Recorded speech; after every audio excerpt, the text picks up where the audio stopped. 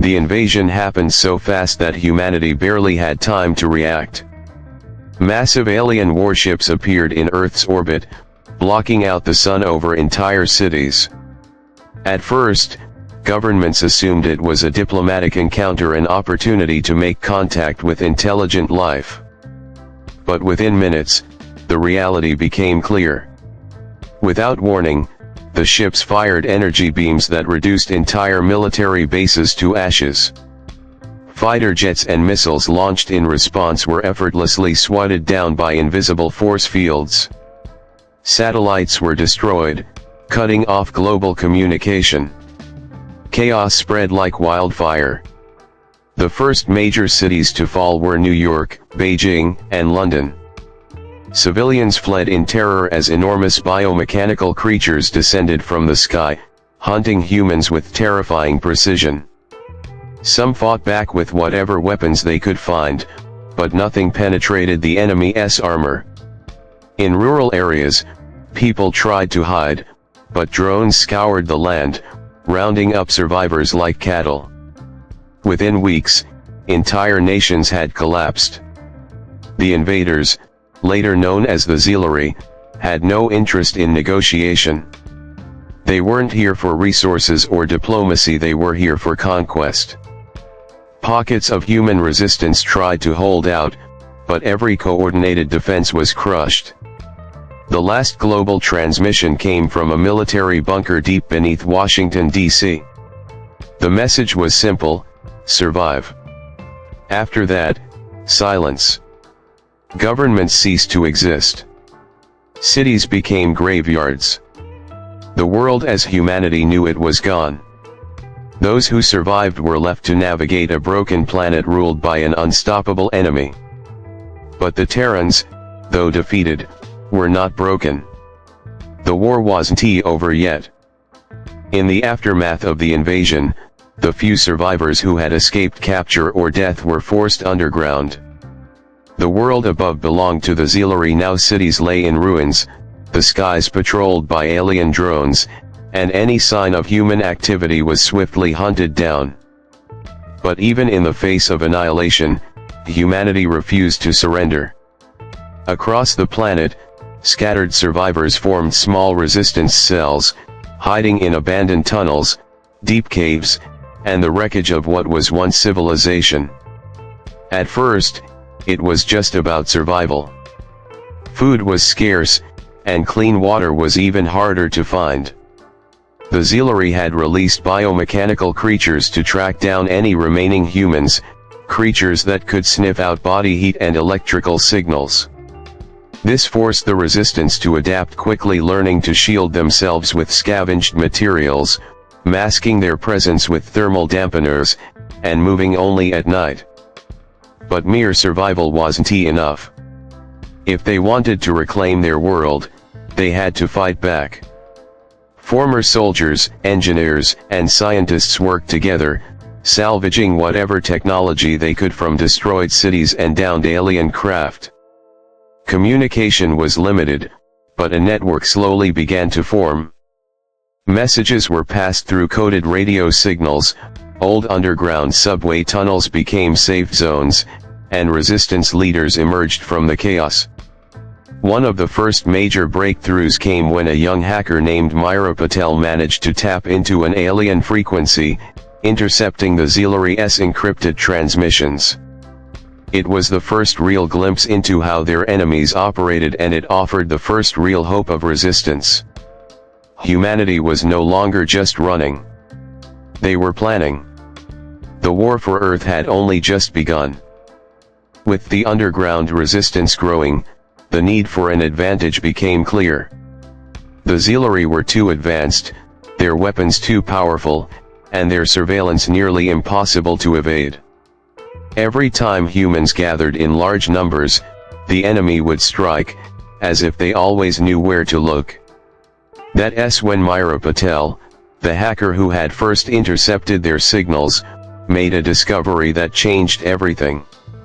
The Xelari's entire invasion force relied on a highly centralized network, a vast, planet-wide system that coordinated their drones, soldiers, and warships. And more importantly, it had a weakness. The transmissions weren't just one-way commands. The Xelari relied on continuous communication between their forces, meaning if that link was severed, their entire operation could be thrown into disarray. But there was a problem. The signal itself was heavily encrypted, and humans didn't have the technology to disrupt it. The only way to break into the network was to acquire a Xelari signal booster, one of the massive, monolithic towers that relayed commands to their forces across the planet. These structures were heavily guarded, located in key occupied cities, and any attack on them would be seen as an act of open rebellion. Despite the danger, the resistance had no choice. The decision was made to strike an outpost in Berlin, where one of the smaller communication towers was located. A team of elite fighters, led by former Special Forces Commander Elias Vance, was assembled for the mission. They had limited weapons, mostly scavenged firearms and explosives, but they had one advantage: the element of surprise. The Xelari had crushed all major human forces so swiftly that they never expected an organized counterattack. Under the cover of darkness, the team infiltrated the ruins of Berlin, avoiding patrols and using their knowledge of the city's underground tunnels to get close. When the attack began, it was brutal and fast. Explosions ripped through the Xelari defenses, and for the first time, alien warriors fell to human hands. The battle was costly, but the resistance succeeded in their goal. They seized the signal booster, and Myra went to work, breaking through its security and accessing the Xelari's network. What she found was more than just a way to jam communications. She uncovered detailed information about enemy troop movements, command structures, and the locations of key alien facilities. But most importantly, she discovered something that the Xelari had tried to keep hidden somewhere deep within their network: there was a way to override their machines. If humans could crack the code, they wouldn't just be able to disrupt the enemy, they could turn their own technology against them. It was the first true victory of the war. The Xelari had underestimated humanity, believing them to be broken and powerless. But they had just made a fatal mistake. They had left a door open, and now, the resistance had the key. Armed with the stolen Xelari signal booster and newfound intelligence, the resistance prepared for its first real counter-strike. Until now, every attempt at fighting back had been a desperate, small-scale skirmish hit-and-run tactics that barely slowed the invaders. But now, for the first time, humanity had a chance to strike a real blow. They had access to the enemy's communication network, knowledge of their patrol routes, and the potential to manipulate their technology. The question was where to strike. Myra Patel and her team pored over the data, looking for a target that would have the greatest impact. That's when they found a vulnerable supply line near the ruins of Paris. The Xelari had established a transport route moving power cores from captured cities to their central command hub in Antarctica. These power cores were essential for maintaining their war machines, shields, and infrastructure. If one of these convoys could be ambushed, it would not only weaken their forces but also give the resistance a rare opportunity to study alien energy technology up close. The mission was high risk. The convoy was heavily guarded by towering, insect-like Xelari warforms and automated drones. A direct attack would be suicide. Instead, the resistance planned an ambush using their new understanding of Xelari signals. By using the stolen booster, they would send a false transmission, tricking the convoy into rerouting through the ruins of Paris, where the resistance would be waiting. If it worked, it would be the first coordinated human victory against the invaders. If it failed, it would confirm to the Xelari that humanity was still a threat and they would strike back with overwhelming force. On the night of the ambush, everything was set. Resistance fighters hid among the wreckage of fallen skyscrapers, waiting for the convoy to arrive. Myra, operating from a hidden bunker, sent the false signal. For a tense few moments, nothing happened. Then, the convoy changed course, just as planned. The trap was set. As soon as the first Xelari vehicle entered the kill onto the convoy, blocking any chance of retreat. For the first time, the Xelari were caught off guard. Their warforms scrambled to respond, their mechanical legs slicing through the rubble as they fired plasma weapons in all directions. But the resistance had the advantage of preparation. They used hit-and-run tactics, striking from cover and disappearing before the enemy could retaliate. The stolen alien signal booster allowed Myra to jam Xelari reinforcements, cutting them off from outside help. The battle was fierce, and the resistance suffered losses. The Xelari, despite being disoriented, fought with terrifying efficiency. But this time, the humans had a plan beyond just survival. Using explosives and concentrated fire, they took down the lead warform, causing a chain reaction that disabled several more. The final blow came when a resistance fighter, armed with a stolen Xelari energy rifle, managed to pierce the containment field of one of the power cores. The explosion ripped through the remaining enemy forces, leaving only one intact power core for the resistance to seize. With the convoy destroyed and the battle won, the resistance wasted no time extracting the core and retreating before enemy reinforcements arrived. The victory sent shockwaves through the underground network of survivors. For the first time since the invasion, humans had struck a real blow against the Xelari and lived to tell the tale. Back at the resistance base, scientists and engineers got to work analyzing the captured power core. What they found changed everything. The energy technology was unlike anything on Earth, capable of generating massive amounts of power while being small enough to be mounted on a vehicle or weapon. More importantly, it was the same energy that powered the Xelari's war machines, meaning if humanity could reverse engineer it, they could potentially take control of enemy drones. It was a breakthrough that shifted the tide of the war. No longer were the resistance fighters just scavengers in the ruins of a fallen world. They now had the means to fight back, not with human weapons, but with the enemy's own technology. The Xelari had ruled Earth with an iron grip, but that grip had just been loosened. And for the first time, the invaders had reason to fear the Terrans. The Resistance's success in ambushing the Xelari convoy was more than just a battle won, it was a turning point in the war. With the captured alien power core, human scientists and engineers worked tirelessly to unlock its secrets. The energy source was unlike anything on Earth, a near-limitless supply of power contained within a crystalline structure that pulsed with an eerie, bluish glow.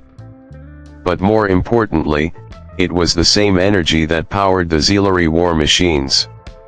If humanity could learn to harness it, they could potentially override the enemy's technology and turn it against them. It wasn't easy. The alien energy didn't respond to conventional human technology, and every attempt to interface with it resulted in failure. But then came a breakthrough, one that would change the course of the war. A scientist named Dr. Evelyn Cade, a former quantum physicist, discovered that the Xelari power core didn't just store energy, it transmitted it through a specific frequency. If they could isolate that frequency, they could theoretically hijack the command signals controlling enemy drones and warforms. The Resistance didn't have the luxury of time to perfect the technology in a lab. The Xelari had noticed the missing convoy, and their response was brutal. Entire sectors of occupied cities were purged in retaliation. Any hidden human settlements that had managed to stay undetected were wiped out. The message was clear: the invaders would not tolerate defiance. If humanity was going to strike back, it had to be now. New Tokyo was chosen as the site of the first major counteroffensive. Once a thriving metropolis, it had been transformed into a central hub for Xelari operations. Their towering spires loomed over the ruins of the city, housing their command centers and refueling stations. But what made New Tokyo the perfect target was the presence of a drone manufacturing facility. If the resistance could breach the facility and inject their override signal, they could seize control of hundreds of Xelari attack drones in one decisive strike. The plan was ambitious, almost suicidal. The Xelari were deeply entrenched, their forces patrolling every street and sky lane. Any attack would require precise coordination, speed, and the element of surprise. Resistance leader Elias Vance led the charge, his battle-hardened fighters split into 3 teams. One would create a massive diversion, drawing enemy forces away from the facility. The second would plant EMP charges along key routes, preventing reinforcements from arriving too quickly. The third, the most critical team, led by Myra Patel and Dr. Cade, would infiltrate the facility and activate the override signal. As night fell over the ruined city, the resistance launched their attack. The diversion team struck first, ambushing a Xelari patrol and setting off a series of controlled explosions. Plumes of fire and smoke rose into the sky, drawing the attention of enemy forces. The Xelari responded immediately, dispatching warforms and aerial sentries to neutralize the threat. But this was exactly what the resistance wanted. The more forces the enemy diverted, the weaker their defenses at the drone facility would become. Elias Vance's team moved quickly, placing EMP charges along the key routes. When the Xelari reinforcements attempted to move in, they were suddenly cut off, vehicles shutting down, drones falling from the sky as their circuits fried. For the first time, the enemy was reacting rather than controlling the battlefield. It was working. Meanwhile, Myra Patel and Dr. Cade led their team deep into the facility. Moving through dark corridors lined with pulsating alien machinery, they reached the control chamber. The room was massive, a sprawling command center where thousands of Xelari drones were being programmed and dispatched for battle. Myra set up the stolen power core, syncing it with the override signal they had developed. The next few moments were critical. Either it would work, or the entire team would be wiped out. Dr. Cade activated the signal. At first, nothing happened. The facility remained silent except for the distant sounds of battle outside. Then, the change began. One by one, the Xelari drones hovering in their charging stations flickered to life. Their glowing red optics dimmed, then shifted to an eerie blue, the same color as the captured power core. Myra quickly accessed the system, testing control functions. The drones responded instantly, awaiting orders. The override had worked. Now came the most dangerous part. The resistance couldn't just take over a few drones, they had to make it appear as though nothing had changed. If the Xelari command realized their machines had been hijacked, they would wipe out the entire facility remotely. So instead of immediately deploying the drones against their masters, Myra programmed them to behave normally, at least for the time being. Outside, the battle was growing desperate. The Xelari, despite being caught off guard, were regaining control. More enemy forces arrived, pushing back the resistance fighters. Elias Vance's team had suffered heavy casualties, and it looked like the mission might fail. That's when Myra issued the first real command. The hijacked Xelari drones, still appearing under enemy control, suddenly turned on their own warforms.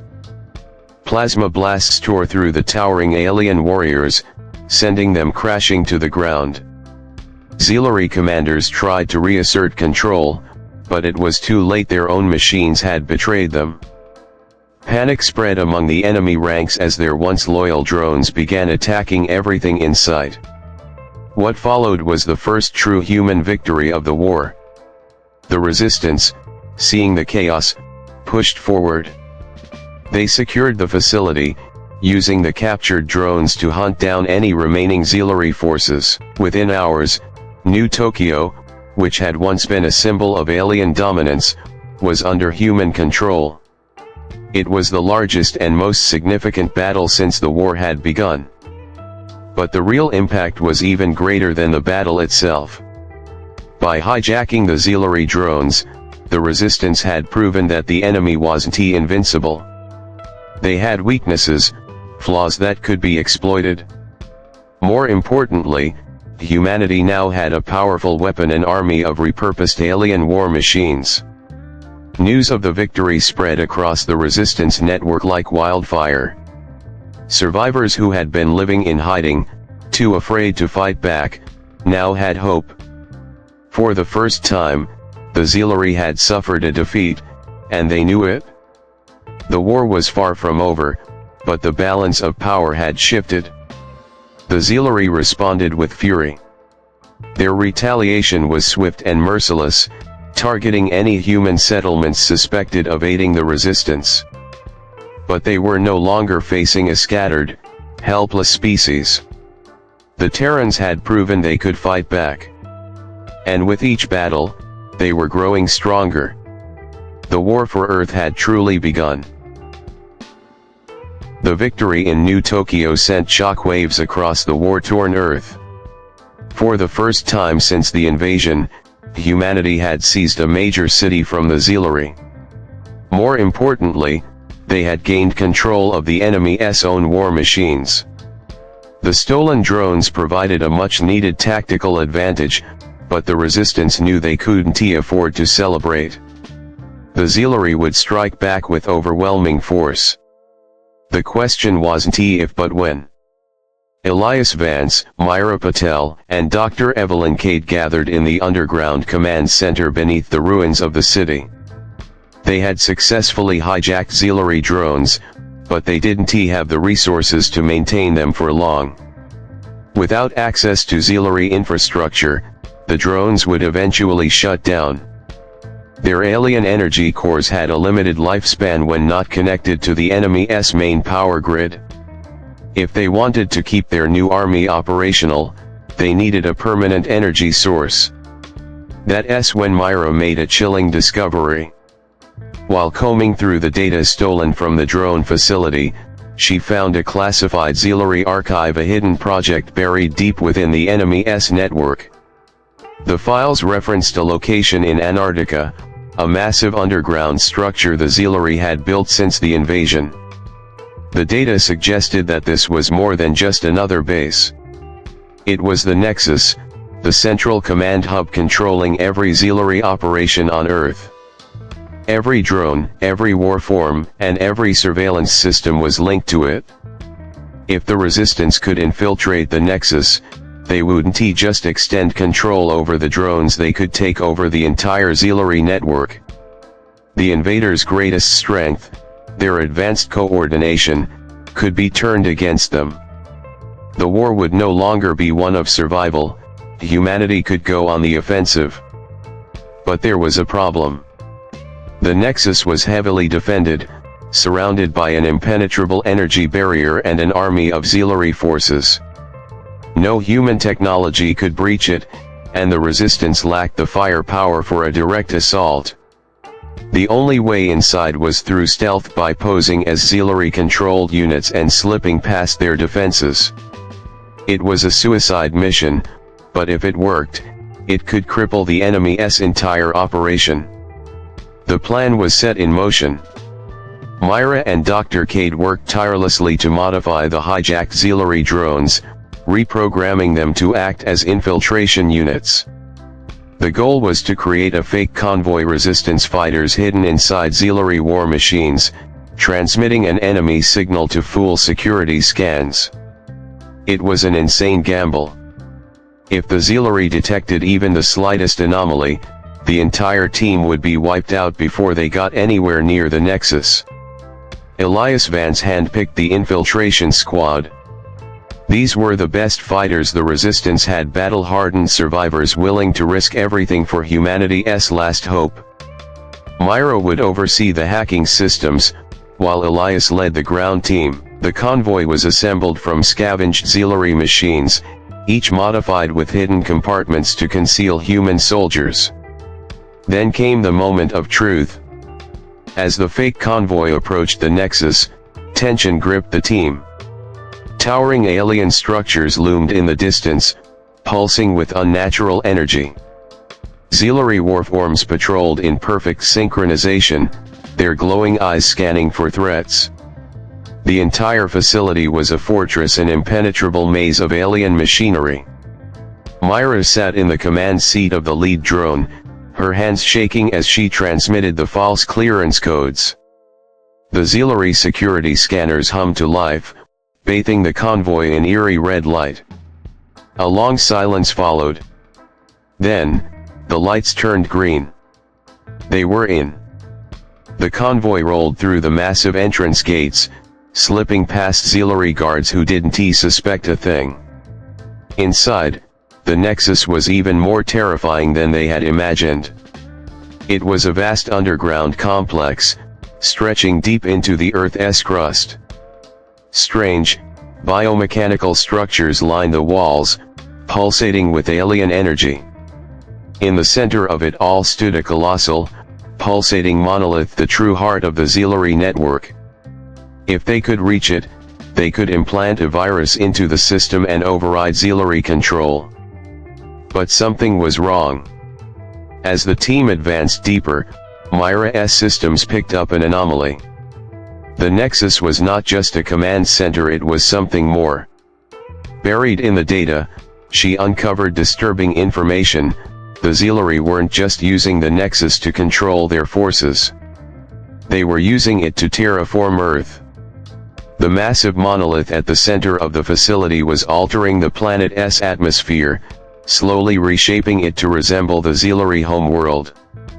If left unchecked, Earth would become completely uninhabitable for humans. The Resistance wasn't just fighting for survival anymore, they were fighting against extinction. The realization hit like a thunderclap. The mission changed in an instant. It was no longer just about seizing control. They had to destroy the Nexus. Elias Vance adjusted the plan on the spot. The team would plant explosives along the structural weak points, triggering a chain reaction that would collapse the entire facility. But there was another problem. The Xelari were already adapting to the Resistance's tactics. Myra's override signal was failing, the enemy was regaining control of the drones. Their cover was about to be blown. The team split up. While the demolition squad planted the charges, Myra and Dr. Cade rushed to the central monolith, trying to force a complete system shutdown.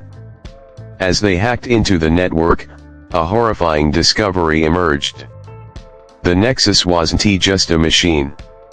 It was alive.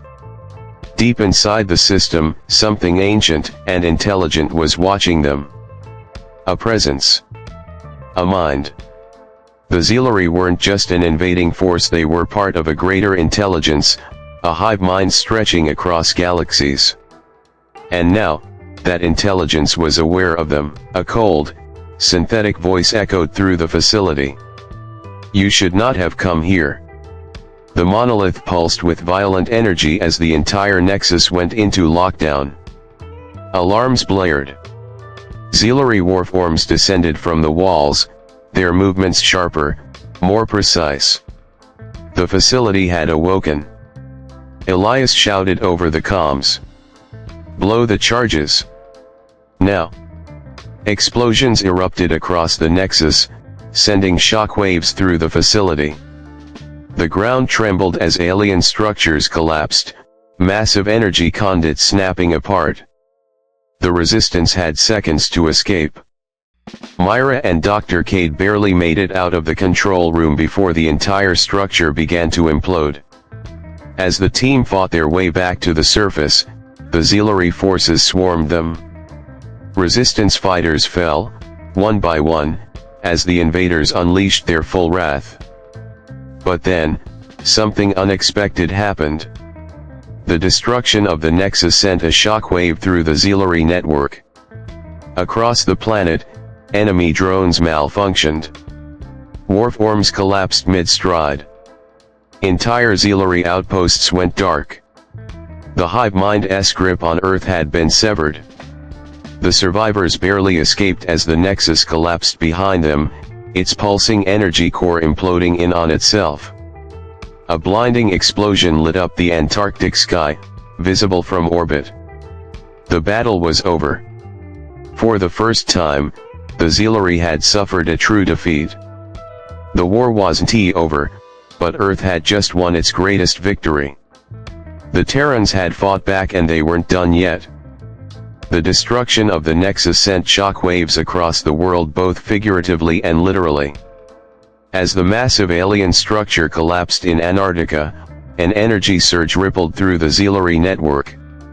Warforms twitched and collapsed, drones spiraled out of control, and entire enemy outposts went silent. For the first time, the Xelari were in disarray. But the resistance had little time to celebrate. Myra Patel, Elias Vance, and Dr. Evelyn Cade barely escaped the explosion, retreating to a hidden outpost deep in the mountains of South America. From there, they assessed the aftermath of the mission. The good news: the Xelari's global communication and coordination had been severely disrupted. Without the Nexus, their hive mind intelligence was fragmented. Instead of operating as a single, unstoppable force, the Xelari were now behaving more erratically. Some warforms were shutting down completely, while others continued fighting on autopilot, unable to receive new orders. The bad news: the Xelari weren't giving up. Though weakened, they remained a formidable force. Their warships still controlled the skies, and their ground forces still occupied much of the planet. Worse, the destruction of the Nexus had awakened something else, something even more terrifying. Myra's stolen Xelari data had hinted at a hidden fail-safe, a last resort protocol buried deep in the enemy's systems. It was called the Purge. Dr. Cade deciphered what it meant.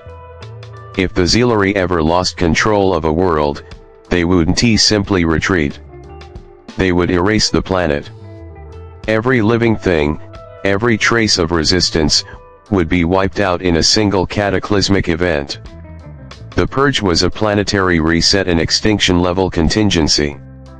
And now, the countdown had begun. The Resistance had 72 hours before Earth was annihilated.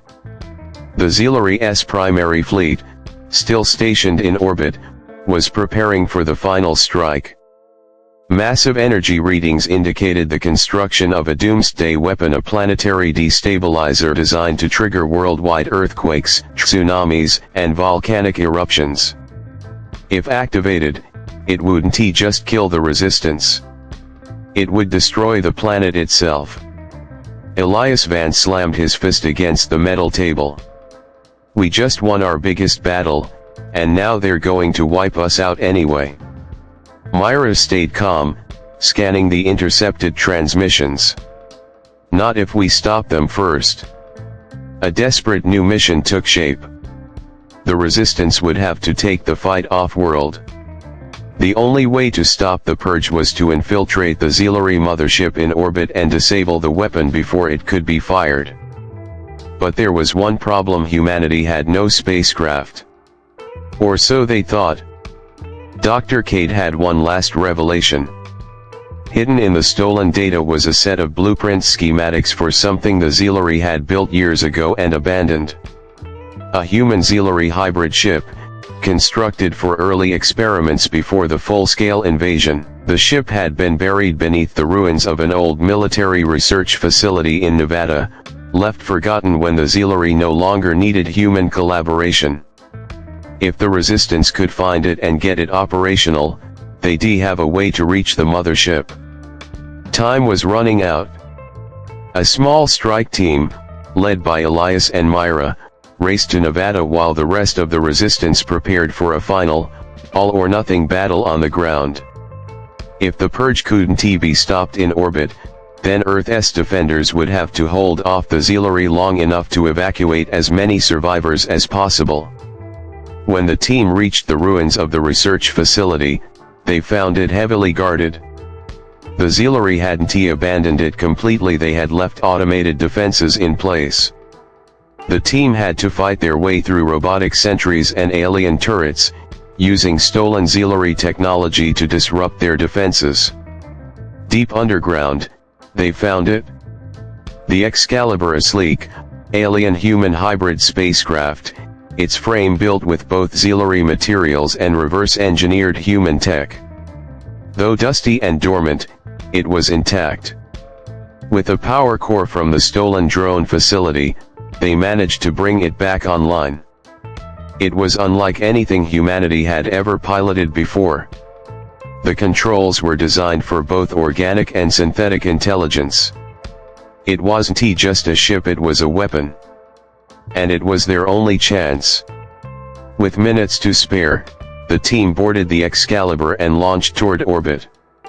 Below them, Earth was already under siege. Xelari forces, though weakened, had regrouped and were unleashing their fury on human strongholds. Resistance fighters held the line, knowing that if Elias and Myra failed, nothing would be left to save. As the Excalibur broke through the atmosphere, alarms blared. The Xelari fleet had detected them. Fighters swarmed, weapons charged, but the hybrid ship was faster than anything the Xelari expected. Using its unique design, Myra piloted the ship through enemy defenses, dodging plasma fire and outmaneuvering the invaders' interceptors. Then they saw it. The purge device, a massive, planet-killing weapon mounted to the underside of the Xelari mothership. It pulsed with an eerie, red energy, preparing to unleash its wrath upon Earth. A countdown had already begun. They had less than 15 minutes. The battle wasn't over yet. The Excalibur dove toward the heart of the Xelari fleet, ready to strike. The fate of Earth would be decided in the next few moments. The Excalibur streaked through the void like a spear of vengeance, weaving between enemy fire as the Xelari fleet scrambled to intercept it. Myra gritted her teeth, hands gripping the alien controls with a precision she hadn't known she was capable of. The ship responded like it was an extension of her own body, faster, sharper, deadlier. Elias Vance stood behind her, armor strapped tight, weapons locked and loaded. "We don't have time for a dogfight," he said. "We go straight for the purge device." The Xelari mothership loomed ahead, a massive biomechanical fortress hanging in orbit. The purge device was integrated into its lower hull, an enormous pulsating core preparing to unleash devastation upon Earth. The countdown was still ticking. 10 minutes remained. Dr. Evelyn Cade, monitoring the ship's systems, called out, "We can't just shoot it from here. That thing's protected by layers of shielding." Myra's mind raced. "Then we take it out from the inside." It was an insane plan, but there was no other option. The Excalibur had one advantage: the Xelari still didn't fully recognize it as an enemy. If they could get close enough, they could force their way inside the mothership, plant explosives, and destroy the purge device at its core. Elias smirked. "A direct assault on their mothership, hell, I always wanted to go out with a bang." With a burst of thrusters, the Excalibur dove straight toward the mothership. Enemy fighters closed in, but Myra pushed the ship harder, activating its experimental cloaking field for just a few precious seconds. The Xelari sensors faltered, and in that moment of confusion, Myra maneuvered the ship straight into one of the mothership's docking bays.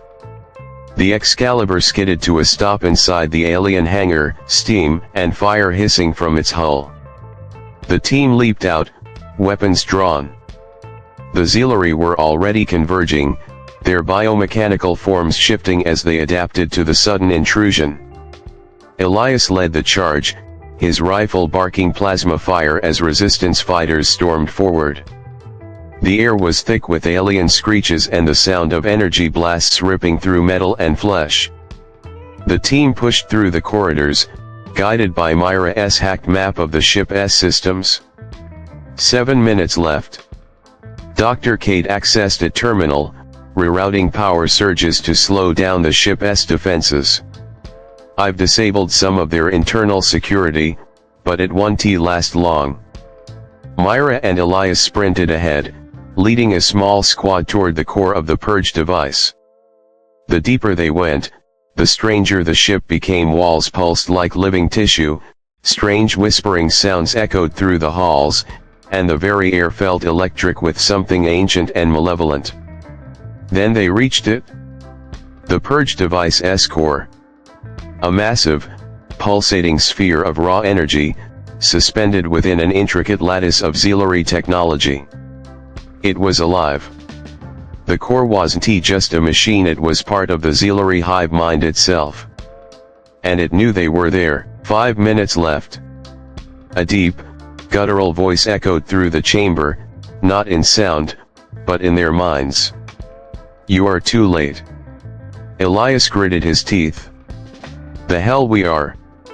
He and Myra planted the explosives along the structural supports.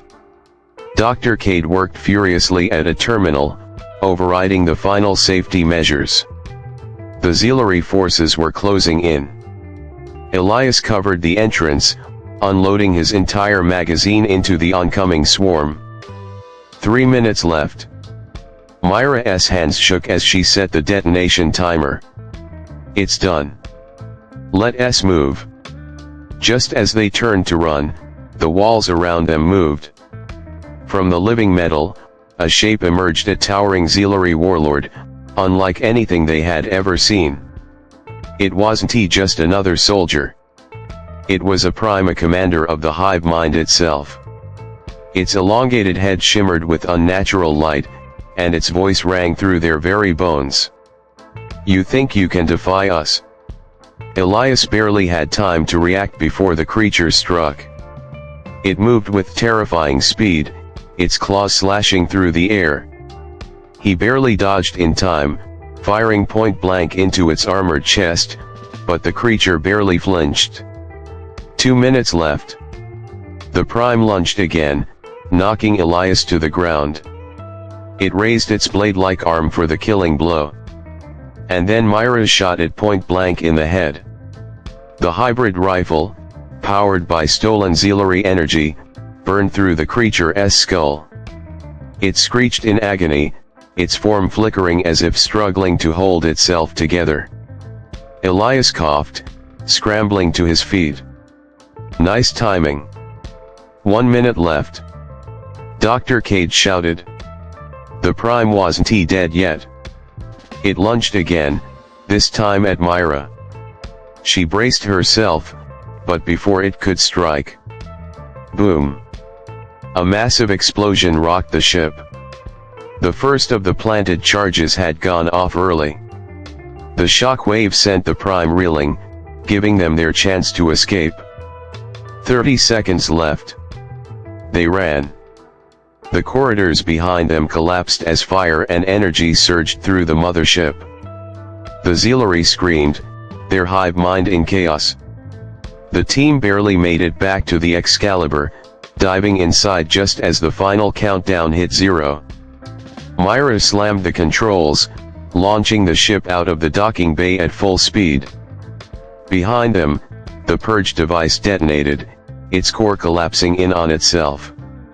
The entire Xelari mothership convulsed as explosions tore through its structure. Then, in a brilliant flash, the ship imploded. The shock wave sent the Excalibur spiraling, but Myra regained control just in time. Below them, Earth remained untouched. The purge had been stopped. The Xelari fleet, now leaderless, drifted into confusion. With their hive mind broken, they were vulnerable. And the resistance wasn't about to let this opportunity slip away. The final battle had begun. The Xelari fleet hung in the void, their mothership obliterated, their hive mind shattered. What had once been an unstoppable force of invasion was now a scattered, disoriented swarm. The destruction of the Purge device had done more than save Earth, it had severed the Xelari's command structure. Without their centralized intelligence coordinating them, the remaining alien forces were in chaos. But the war wasn't over yet. From the Excalibur's cockpit, Myra Patel took in the sight before her hundreds of Xelari warforms drifting aimlessly, their sleek ships flickering with disrupted energy.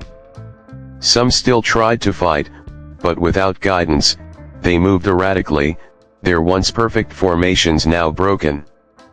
It was the moment humanity had been waiting for. Elias Vance stood beside her, bloodied but grinning. "They're vulnerable," he said. "Time to hit them where it hurts." The call went out to the resistance. Across the planet, human strongholds that had been barely surviving were now on the offensive. Fighters scavenged from old military bases took to the skies, launching their final assault against the fractured Xelari forces. Guerrilla units stormed enemy outposts, destroying what remained of the alien occupation. For the first time since the invasion began, humanity wasn't just surviving. They were winning. The Excalibur dove into battle, leading the charge. Myra weaved through the battlefield, using the ship's hybrid systems to outmaneuver Xelari fighters. Elias manned the weapons, raining fire upon the enemy.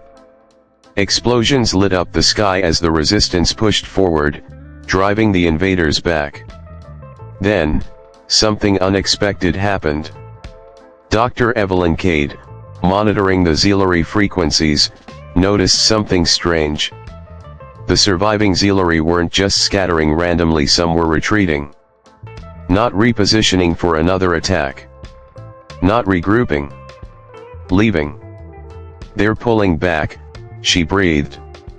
"They're actually retreating." Myra exchanged a look with Elias. They've never done that before. The Xelari didn't retreat.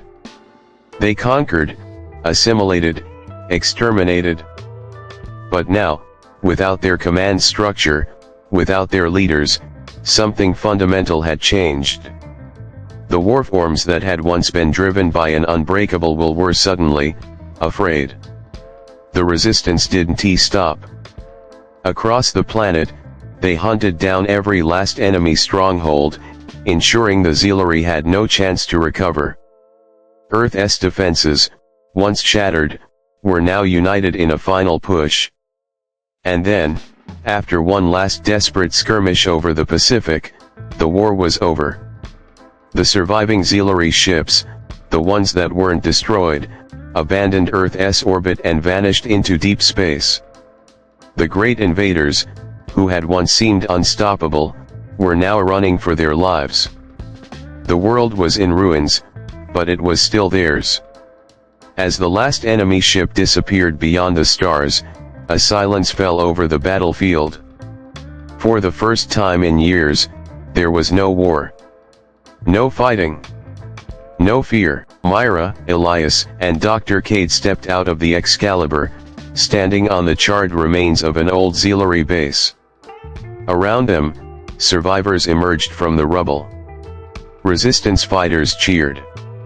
Civilians, who had spent years in hiding, stepped into the sunlight once more. Humanity had fought back. And they had won. Elias wiped the sweat and blood from his brow. So, what now? Myra looked at the sky, at the empty void where the Xelari had once ruled. She thought of the countless lives lost, the cities turned to dust, the years of struggle.